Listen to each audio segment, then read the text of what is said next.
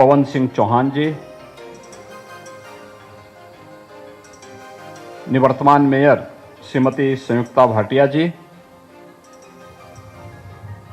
इस कार्यक्रम के संयोजक युवा नेता श्री नीरज सिंह जी,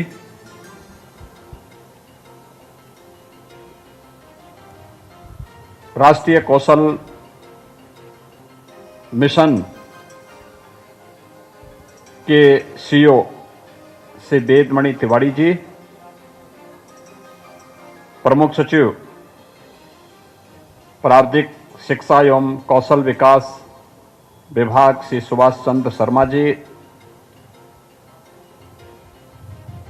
प्रमुख सचिव श्रम और सेवायोजन श्री अनिल कुमार जी, और आज के इस लखनऊ कौशल महोत्सव में उपस्थित लखनऊ के और आसपास के क्षेत्रों से उपस्थित सभी मेरे युवा साथियों, भाइयों बहनों, हम सब आभारी हैं आदरणीय प्रधानमंत्री जी के, जिन्होंने देश के युवाओं को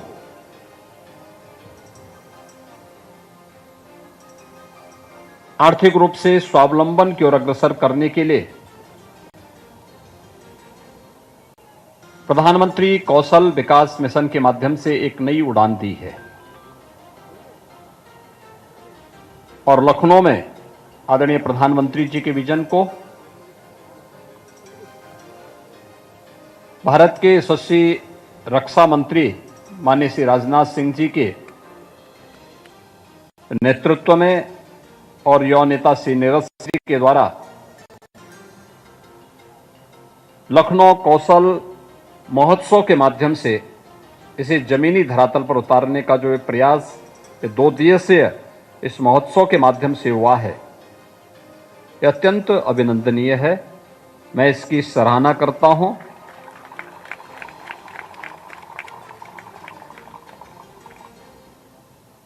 वास्तव में जब भारत की बात होती है दुनिया में, तो भारत दुनिया का सबसे युवा राष्ट्र माना जाता है। यानी दुनिया के अंदर सबसे अधिक युवा अगर किसी देश में निवास करते हैं तो वह भारत है। और भारत में यह उपलब्धि उत्तर प्रदेश के साथ जुड़ती है कि देश के सबसे ज्यादा युवा हमारे प्रदेश उत्तर प्रदेश में है। उस युवा जो अपनी प्रतिभा और ऊर्जा से भरपूर है, उसको एक मंच चाहिए अपनी उड़ान को आगे बढ़ाने के लिए। जब राष्ट्रीय कौशल मिशन की घोषणा आदरणीय प्रधानमंत्री जी ने की थी, लोगों को लगता था ये क्या कर पाएगा, ये मिशन क्या कर पाएगा। आज करोड़ों नौजवानों की भावनाओं को जब राष्ट्रीय कौशल मिशन की घोषणा आदरणीय प्रधानमंत्री जी ने की थी, लोगों को लगता था ये क्या कर पाएगा, ये मिशन क्या कर पाएगा। आज करोड़ों नौजवानों की भावनाओं को इस मिशन ने एक उड़ान दी है, उसे एक पहचान दी है, उसे एक मंच दिया है। पहली बार लगा है, इस बात का एहसास हुआ है कि इंडस्ट्री और इंस्टीट्यूशन का आपसी समन्वय कैसे उस युवा को अपने लिए नए अवसर प्रदान करने का एक नया अवसर प्रदान करता है। और ये हर एक स्तर पर देखने को मिल सकता है, नए नए अवसर मिल रहे हैं। आज आपने देखा होगा, आज से 20 वर्ष पहले, 25 वर्ष पहले, जब मोबाइल फोन नहीं थे, उस समय की दुनिया में और आज की दुनिया में कितना अंतर आया है। कार्य संस्कृति में, कार्य पद्धति में। उससे पहले जब टेलीविजन नहीं थे, एक गांव में कहीं या किसी एक मोहल्ले में किसी एक घर में टेलीविजन होता था, पूरा मोहल्ला वहीं जुट करके किसी एक सीरियल को देखने के लिए मजबूर रहता था। लेकिन दुनिया बदली तेजी के साथ, और तेजी के साथ बदलती हुई इस दुनिया के साथ जब समाज चलता है, उससे 10 कदम आगे हमारा युवा सोचता है तो विकास की एक नई ऊंचाई को छूता हुआ दिखाई देता है। पहले टेलीविजन की दुनिया में, बाद में मोबाइल की दुनिया में, और अब तो 5G की सेवाएं जब प्रारंभ हुई हैं, ये लाखों और करोड़ों ऐसे अवसर प्रदान करने जा रही है जो हर एक नौजवान की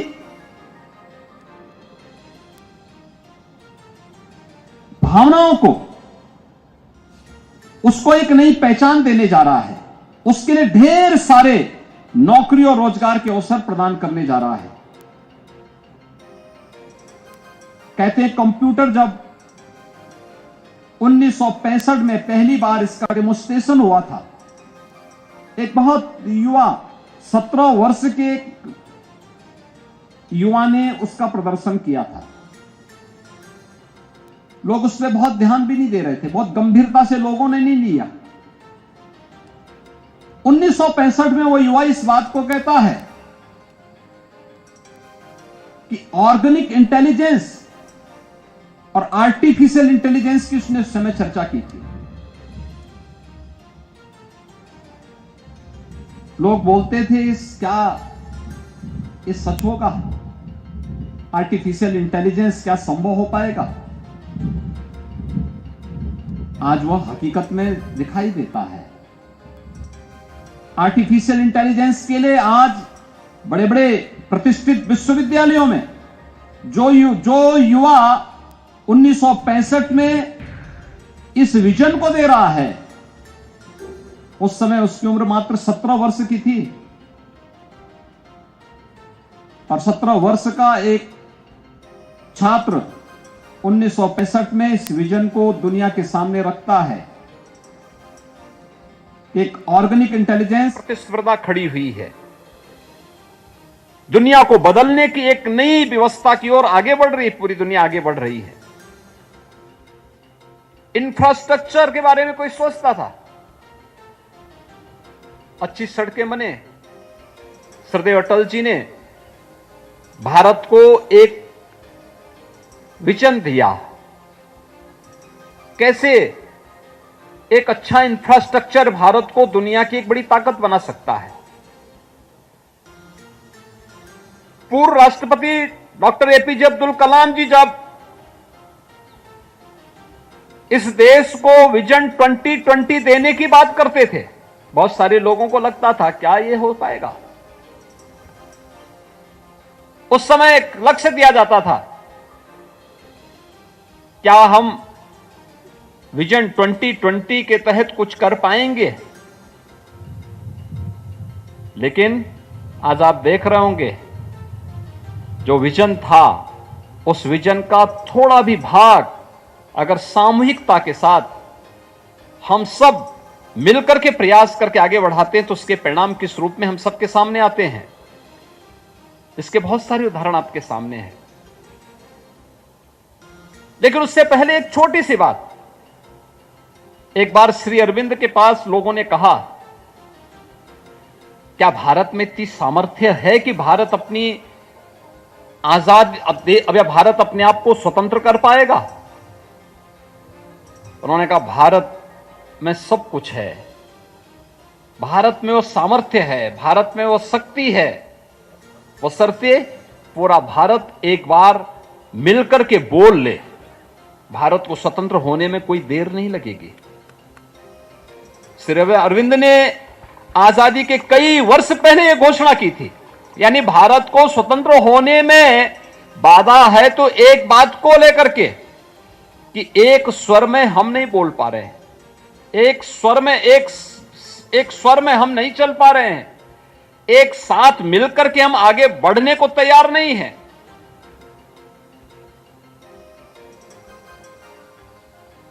लोगों ने कहा है कैसे संभव हो सकता है? उन्होंने कहा जिस दिन भारत एक स्वर में बोलने लग जाएगा ना, एक साथ चलने लग जाएगा, उस दिन दुनिया की कोई ताकत भारत को गुलाम बना करके नहीं रख सकती। और विजन 2020 जो इस देश के पूर्व राष्ट्रपति डॉक्टर एपीजे अब्दुल कलाम ने भारत को दिया था, उसका परिणाम किस रूप में हमारे सामने आया है कि देश जब 2022 में अपनी आजादी का अमृत महोत्सव मना रहा था, तब दुनिया के 20 वे बड़े देश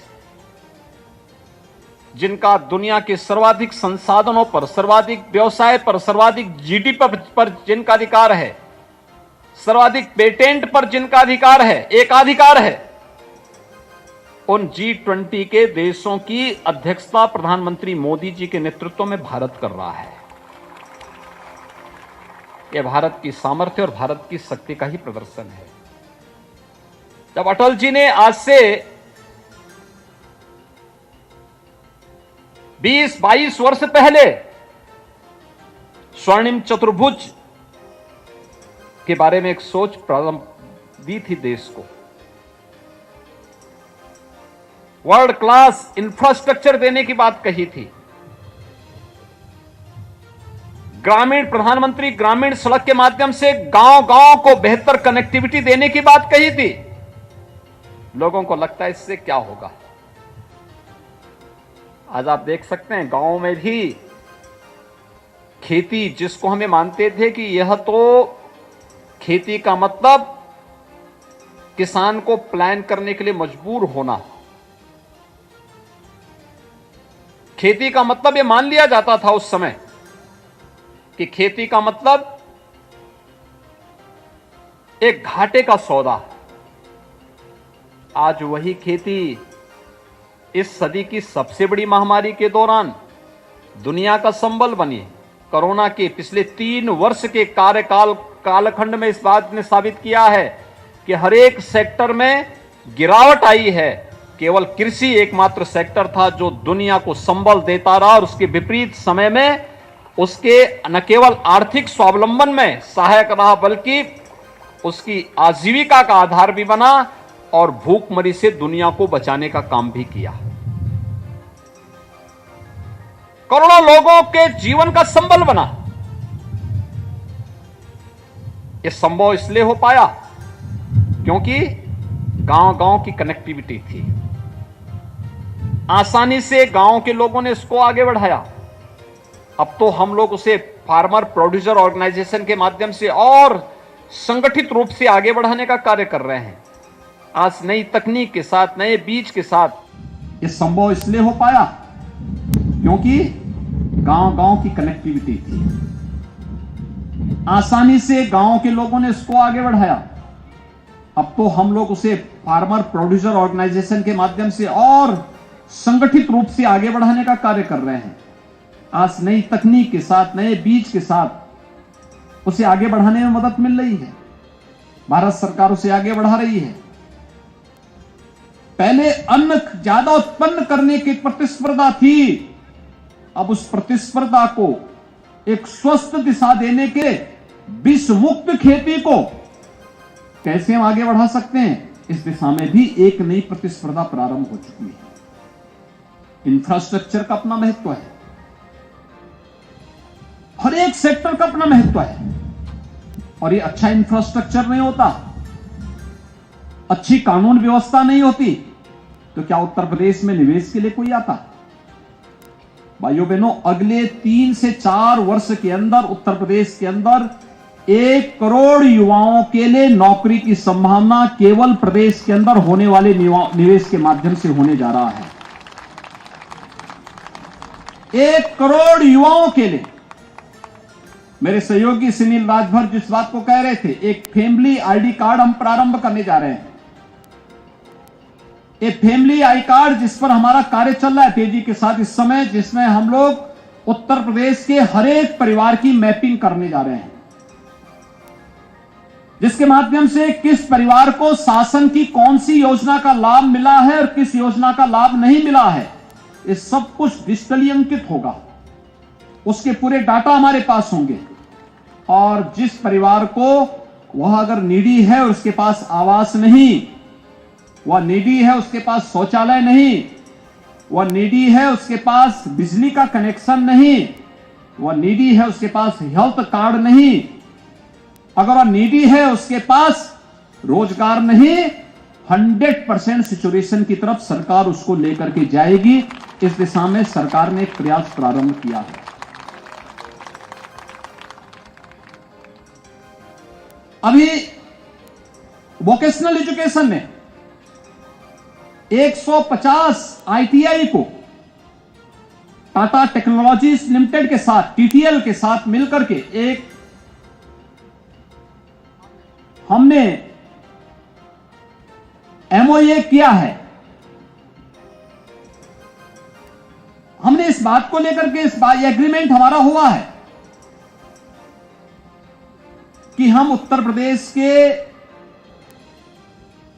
स्केल को स्किल डेवलपमेंट के साथ जोड़ सकें। अपने युवा को अच्छा इंफ्रास्ट्रक्चर डेवलप होना है। उन आईटीआई में अच्छी कार्यशाला बनेंगी, वर्कशॉप अच्छी बनेंगी, अच्छी लेबोरेटरीज बनेंगी, अच्छी लाइब्रेरी बनेंगी।